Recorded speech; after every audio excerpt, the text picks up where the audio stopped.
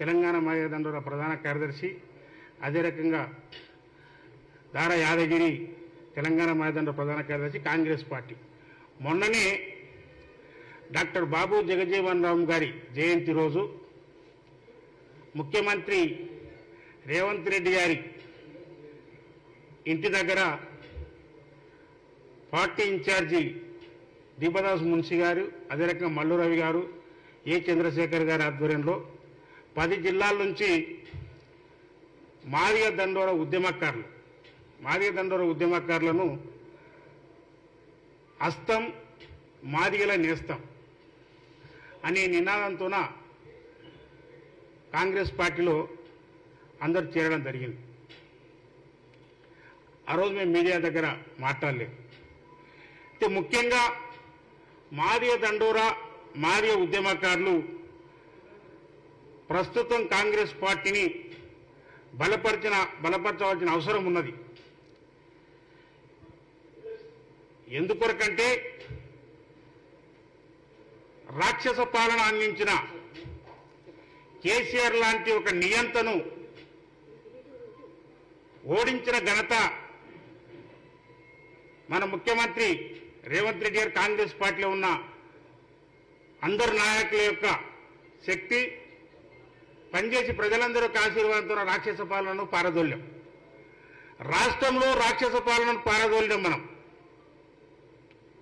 ప్రస్తుతం దేశంలో 10 సంవత్సరాల పాలన ఉండి ఒకే ఒక దేవుడి పేరుతోన్న రాజకీయం చేస్తున్నా. దేవుడు అంటే అందరికీ కూడా సెంటిమెంట్, అందరూ పూజిస్తారు, అందరూ ఆరాధిస్తారు. కష్టమున్న ప్రతి వ్యక్తి దేవుడిని మొక్కుతారు. కానీ ఆ దేవుడిని అడ్డం పెట్టుకొని రాజకీయం చేస్తూ భారతదేశాన్ని బర్బాద్ చేస్తున్న ప్రభుత్వాన్ని పారదోరే సమయం ఆసన్నమైంది. ఆ సమయంలో మాదిగ హక్కుల కోసం పోరాటం చేసిన 30 సంవత్సరాలు పోరాటం చేస్తున్న నాయకుడు నేడు భారతీయ జనతా పార్టీకి మాదిగల యొక్క సపోర్టు చేయాలి, ఆ పార్టీని గెలిపేయాలని చెప్పేసి అని ఊరూర తిరుగుతున్నాడు. నేను ఒకటే అడుగుతున్నా నా నాయకుడిని, మా అన్నగారిని, ఎస్సీ వర్గీకరణ చేయడంలో 30 సంవత్సరాల కాలం నుంచి రాజకీయ పార్టీల పాత్ర చాలా ప్రముఖంగా ఉంది. అది మొట్టమొదటి తెలుగుదేశం ఆ పాత్ర ఉంది. తర్వాత కాంగ్రెస్ పార్టీ పాత్ర ఉంది. టీఆర్ఎస్ వాళ్ళు అసెంబ్లీలో దీని తీర్మానం కూడా చేశారు గతంలో. అయితే బీజేపీ వర్గీకరణ ఉద్యమంలో కనీసం ఎంపిక పోసంతనన్నా వాళ్ళ కార్యాచరణ ఉన్నదా? సూటిగా అడుగుతున్నా నేను. ఈ 30 సంవత్సరాల కాలంలో ఎంటిక పోసంత మేలు కూడా మాదిగ దండోరా ఉద్యమానికి బీజేపీది లేదు. ఏ రకంగా బీజేపీ మద్దతు ఇవ్వాలంటున్నారు? 2004లో ఎస్సీ వర్గీకరణను సుప్రీంకోర్టు కొట్టివేసినప్పుడు అయ్యో మాదిగలకు అన్యాయం జరుగుతుంది మళ్ళీ అని ఉషామేర కమిషన్ వేసింది కాంగ్రెస్ పార్టీ. రాజశేఖర రెడ్డి గారు ముఖ్యమంత్రిగా ఉన్నప్పుడు ఉషామేర కమిషన్ కేంద్ర ప్రభుత్వం, అప్పుడు కేంద్రంలో అధికారంలో ఉన్న కాంగ్రెస్ పార్టీ ఉషామేర కమిషన్ ఏర్పాటు చేసి ఒక రిపోర్టును సేకరించి ఇచ్చింది. ఆ రిపోర్టును నేడు సుప్రీంకోర్టులో ఈ కేసు నడుస్తుంది కదా, 7 బెంచ్ల ఆధ్వర్యంలో ఏదైతే సుప్రీంకోర్టులో కేసు నడిచిందో దానికి సాక్ష్యాభూతిగా నిలబడింది, సాక్ష్యం అందించే స్థాయిలో నిలబడింది ఉషామేర కమిషన్. ఉషామేర కమిషన్ కాంగ్రెస్ పార్టీ అందించిన రిపోర్టు ప్రకారమే నేడు మొన్న సుప్రీంకోర్టులో వాదనలు జరిగినాయి. ప్రస్తుతం మన ముఖ్యమంత్రి రేవంత్ రెడ్డి గారు చొరవ తీసుకొని ఇక్కడి నుంచి అడ్వకేట్ జనరల్, అదే రకంగా కపిల్ సిబాల్ అడ్వకేట్ ను పెట్టి సుప్రీంకోర్టులో వాదనలు వినిపించింది. బీజేపీ ఏం చేసింది? బీజేపీ సుప్రీంకోర్టులో ఉన్న కేసు, సుప్రీంకోర్టుకు ఆ కేసు పోయిందంటే అందులో సాక్ష్యాలు అందించిందంటే కాంగ్రెస్ పార్టీ కదా, మరి బీజేపీ పాత్ర ఏముంది? మీ మిత్రుడు కిషన్ రెడ్డి గారిని ప్రతిసారి ఎంఆర్పిఎస్ మీటింగ్ జరిగినప్పుడల్లా అతన్ని పిలుచుకొని ఏదో ఆ మీటింగ్ లో ఆయన కూర్చున్నంత మాత్రాన మాదిగా దండోర డిమాండ్కు బీజేపీ మద్దతు ఉందన్నట్టుగా ఒక వాతావరణాన్ని సృష్టించి ఈసారి పార్లమెంట్ ఎన్నికలలో లక్షలాదిగా ఉన్న మాదిగల ఓట్లను దండి పెట్టాలని చెప్పి చూస్తున్నారు. నేను సూటికి ఒకటే అడుగుతున్నాను, బీజేపీని అడుగుతున్నాను, వర్గీకరణలో మీ పాత్ర ఎంత? దమ్ముంటే రాండి బహిరంగ విచారణ, జగజీవన్ రామ్ విగ్రహం కానే కూర్చుందాం. బీజేపీ పార్టీని సూటిగా అడుగుతున్నాం, తెలంగాణ మాదిగ కాంగ్రెస్ పార్టీగా మీరు వర్గీకరణ ఉద్యమానికి మీరు చేసిన మేలేంది? మీరు చేసిన సహాయం ఏంది? రండి బహిరంగ విచారణ, జగజీవన్ రామ్ విగ్రహం దగ్గర కూర్చున్నాం బీజేపీ వాళ్ళు. ఇంకొకటి, మాదిగల ఓట్లు దండుకోవాలని చెప్పేసి ఒక కుట్ర బుద్ధి తప్ప వేరేది మాత్రం లేదు. ఇంకొకటి, సుప్రీంకోర్టులో కేసు నడుస్తుంది, 7 జడ్జిల ధర్మాసనం తీర్పు ఇవ్వబోతుంది. నీకు మద్దతు ఇస్తే మాకు అనుకూలంగా తీర్పు వస్తుందా? రేపు ఎటువంటి తీర్పు వస్తుందో అనుకూలంగా రావచ్చు, వ్యతిరేకంగా రావచ్చు. నీకు ఓట్లు ఇస్తే మాకు అనుకూలంగా వస్తుందా? అంటే సుప్రీంకోర్టు నీ చేతిలో ఉందా? సుప్రీంకోర్టు తీర్పు నీ చేతిలో ఉందా? ఏ రకంగా మమ్మల్ని ఓట్లు అడగాలని ప్రయత్నం చేస్తున్నారు మీరు? ఇంకోటి ప్రధానంగా బీజేపీ మేము కమిటీ వేసినాం అని చెప్తాం. అరే, ఆర్టికల్ 370 రద్దు చేసినప్పుడు నీకు కమిటీ లేదు. ఆర్టికల్ 370కి కమిటీ ఉందా? లేకపోతే ట్రిపుల్ తలాకు చేసినప్పుడు, జీవో అది ఇచ్చినప్పుడు, బిల్ పాస్ చేసినప్పుడు కమిటీ వేసినరా? మరి ఎస్సీ వర్గీకరణ కమిటీ ఎందుకు? మీరు మొన్ననే హైదరాబాద్లో జిమ్ఖానా గ్రౌండ్ లో బహిరంగ సభ పెట్టినప్పుడు ఆ బహిరంగ సభకు బీజేపీ 13 రైళ్లు, 2000 బస్సులు, నేను బీజేపీలో ఉన్నప్పుడు అచ్చంపేట అభ్యర్థిగా పోటీ చేసిన నేను, 2000 బస్సులు 13,000 రైళ్లు పెట్టి ఆ జనాన్ని తరలించిన తర్వాత ఆ జనానికి వచ్చి నరేంద్ర మోడీ గారు ఏం చెప్పిండ్రు? కృష్ణమాది గారు మా నాయకుడు, ఆయనను పట్టుకొని ఒళ్ళోని ఏడిచిండు అర్ధగంట సేపు. ఆయన ఏడిస్తే ఆయన కన్నీళ్లతో ఉన్న మోడీ గారు అంగీకరిచింది, కానీ ఆయన గుండె కరగలే. మోడీ గారి అంగీకరిచింది కానీ మోడీ గారి గుండె కరగలే. ఆ మీటింగ్ అయిపోయిన తర్వాత ఈ పార్లమెంటు నోటిఫికేషన్ రాకముందు అత్యవసరంగా మంత్రివర్గ సమావేశం పెట్టిండ్రు, వాళ్ళకి కావాల్సిన బిల్లులు పాస్ చేసుకున్నారు. వర్గీకరణ బిల్లు ఎందుకు పాస్ చేయాలి? మిగతా నీకు వచ్చినాన్ని చేసుకున్నావు, ఇది ఎందుకు చేయలే అంటే దీని ద్వారా ఓట్లు దండుకోవాలనే ఒక కుట్ర బుద్ధి తప్ప వేరేది లేదు. ఇది నిక్కచ్చిగా చెప్తున్నాం. అదే రకంగా కాంగ్రెస్ పార్టీ మీద పడి ఏడుస్తున్నారు. కాంగ్రెస్ పార్టీకి తెలియదా ఎస్సీలకు ఏం కావాలనో, వాళ్ళకి ఏం చేయాలనో అని? 30 సంవత్సరాల డిమాండ్ కాంగ్రెస్కు తెలియదా? ఉషా మీద కమిషన్ కూడా వేసింది వాళ్ళే కదా. తల్లిదండ్రులకు తెలియదా కొడుకులకు ఏం కావాలని? ఓసారి అవకాశం ఉంటుంది, ఓసారి అవకాశం ఉండదు. పోయినసారి కరీంనగర్లో పెద్దపల్లి నుంచి చంద్రశేఖర్ గారికి అవకాశం ఇవ్వలేదా? మాది కులస్తుడైన చంద్రశేఖర్ గారికి. అదే రకంగా నంజల్లన్న గారికి నాగర్ కర్నూలు ఇవ్వలేదా? ఇంకా వరంగల్ అయితే కంటిన్యూగా మాది వాళ్ళకే ఇస్తున్నారు కదా. ఒకసారి మన ఉపకులానికి ఇచ్చిండ్రు, మనం కూడా ఉపకులాలకు న్యాయం జరగాలంటుంటాం కదా, మనమే చెప్తుంటాం కదా ఉపకులాలకు న్యాయం జరగాలని. ఉపకులానికి ఒకసారి అవకాశం ఇద్దాం, నెక్స్ట్ అవకాశాలు మనకు రావని ఎందుకు అనుకుంటాం? కాలం ఇంతతోనే ఆగిపోయిందా? పాలన ఇంతతోనే ఆగిపోయిందా?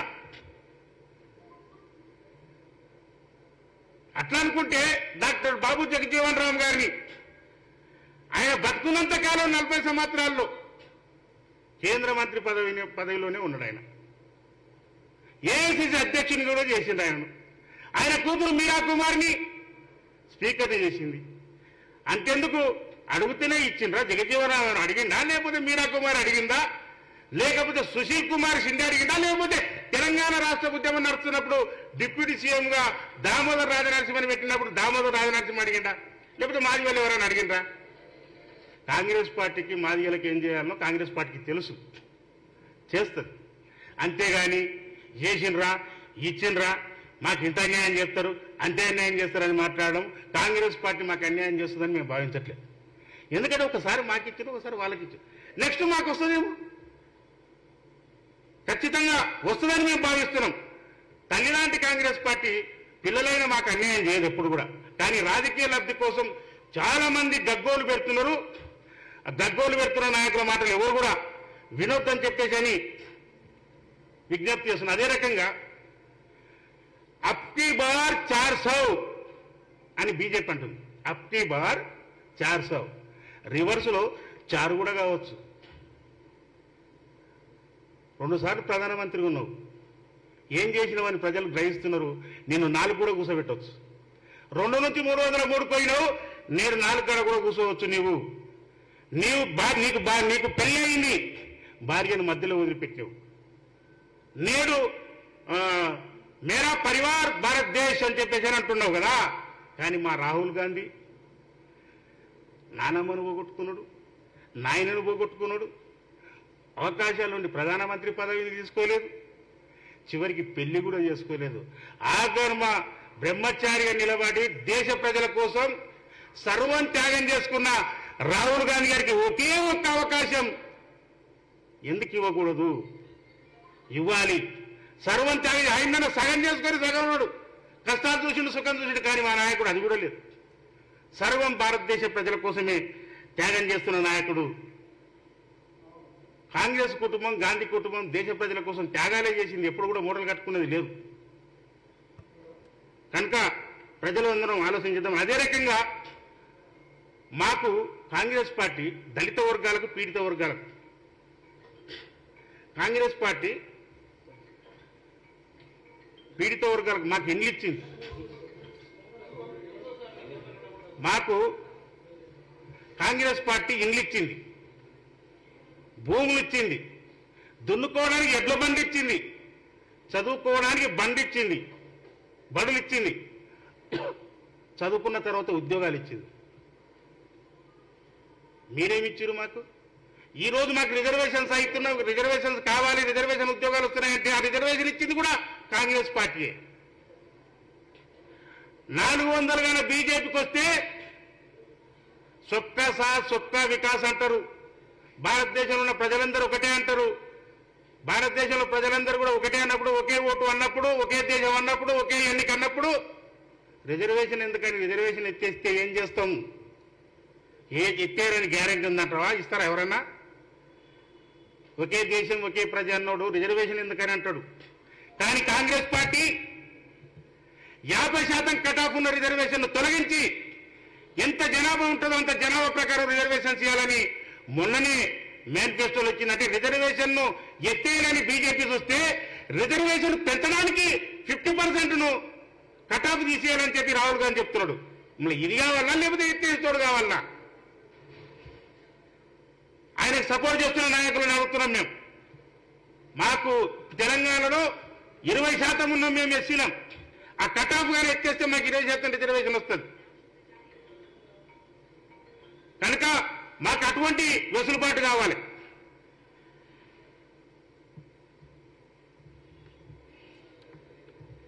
అదే రకంగా నిన్ననే మనం మీటింగ్లో చూసినాం. నాకు రేవంత్ రెడ్డి గారిని చూస్తే ఒకటి జ్ఞాపకం వస్తుంది. త్రేతాయుగంలో రాక్షసులను సంహరించడానికి రాముడు పుట్టిండు. ద్వాపర యుగంలో కంసులు లాంటి మనుషులను సంహరించడానికి శ్రీకృష్ణుడు పుట్టాడు. కానీ నేడు కలియుగంలో తెలంగాణ ప్రాంత ప్రజల్ని పీడించి పిప్పి చేస్తున్న వ్యక్తిని రాజకీయంగా భూస్థాపితం చేయడానికి రేవంత్ రెడ్డి పుట్టిండో కారణ జన్ముడేమో అని చెప్పేసి అని కూడా అనిపిస్తుంది. ఎందుకొరకంటే తెలంగాణ రాష్ట్రం వచ్చిన తర్వాత పాలన అందిస్తుంటే ఆ పాలనలో ఏదో అవుతుందిరా అని విమర్శలన్నీ వస్తుంటే చూసినాం. కానీ ఇప్పుడు వాళ్ళు ఓడిపోయిన తర్వాత వాళ్ళది ఒక్కొక్కటిగా ఫోన్ ట్యాపింగ్ల పేరుతో ఇంకోటి రకరకాలు వస్తుంటే ఇంత దుర్మార్గులా ఈ తెలంగాణను పరిపాలించింది. వ్యక్తి యొక్క స్వేచ్ఛను హరించతడి చేసింది. చాలా మంది అంటారు కాంగ్రెస్ వస్తే ఏమొచ్చిందని. మాకు ఏం రాకున్నా పర్వాలేదు, కానీ స్వేచ్ఛ వచ్చింది. కాంగ్రెస్ వస్తే ఏమొచ్చిందని అంటే స్వేచ్ఛ వచ్చింది. 6 గ్యారెంటీలు 5 అమలు చేసినా ఒకటే మిగిలింది. నిన్నటి సభలో రేవంత్ రెడ్డి గారు మాట్లాడుతూ ఈ 3 నెలల పాలన, ఈ 100 రోజుల పాలనను చూసి మాకు ఓట్లు వేయమని అంటే రెఫరెండంగా 3 నెలల పాలనను రెఫరెండంగా తీసుకొని ఓట్లు వేయండి అన్న దమ్మున్న మొనగాడు పార్టీ కాంగ్రెస్ పార్టీ అని చెప్పేసి అని మేము భావిస్తున్నాం. 3 నెలలకే రెఫరెండం మాట్లాడేటోడు ఎవడున్నాడు దేశంలాగా?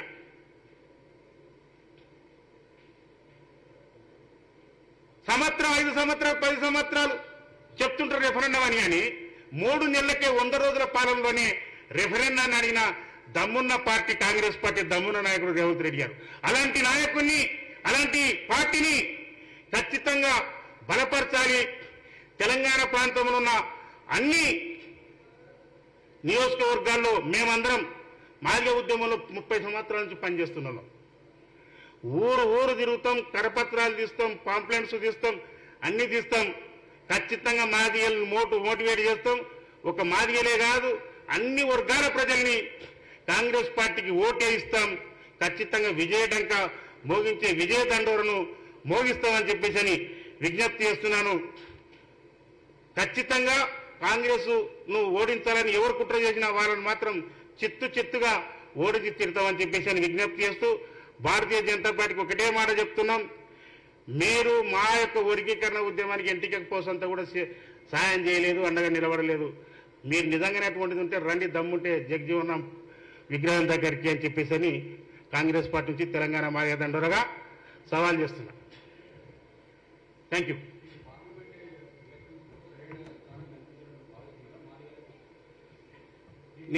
నేను మాట్లాడుతూ ముందే చెప్పాను. పోయినసారి కరీంనగర్లో, పెద్దపల్లిలో మన ఏ చంద్రశేఖర్ అన్నారు, అదే రకంగా నంద్యాలన్న గారికి, అదే రకంగా వరంగల్లో మాదిగలకు ఇచ్చిండ్రు. ఒకసారి ఇప్పుడు బైండ్ల కులానికి సంబంధించుకున్న మాదిగ బైండ్ల కులానికి సంబంధించుకున్న వ్యక్తికి ఇచ్చిండ్రు. ఒకసారి వాళ్ళకు, ఒకసారి మాకు. మేము 75% ఉన్నాం, 25% కూడా కావాలి కదా. వాళ్ళకి గొప్పగా వద్దని చెప్పేయడం అది ఎక్కడి సామాజిక న్యాయం?